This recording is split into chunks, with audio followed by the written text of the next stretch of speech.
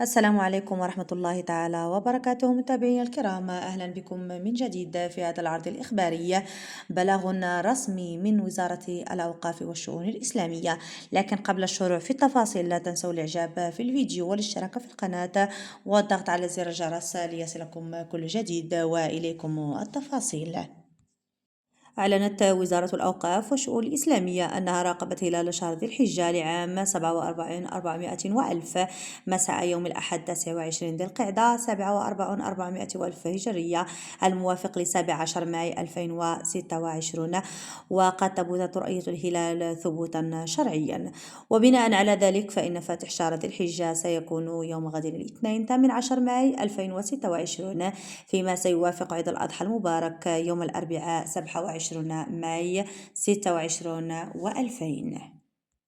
وبهذه المناسبة المباركة نسأل الله تعالى أن يهل هذا الشهر الفضيل وعيد الأضحى السعيد على أمير المؤمنين صاحب الجلالة الملك محمد السادس، وأن يديم عليه موفور الصحة والعافية، وعلى ولي العهد صاحب السمو الملكي الأمير مولاي الحسن، وصاحب السمو الملكي الأمير مولاي رشيد، وسائر أفراد الأسرة الملكية الشريفة، وعلى الشعب المغربي والأمة الإسلامية جمعاء بالخير واليمن والبركات. كل عام وأنتم بألف خير.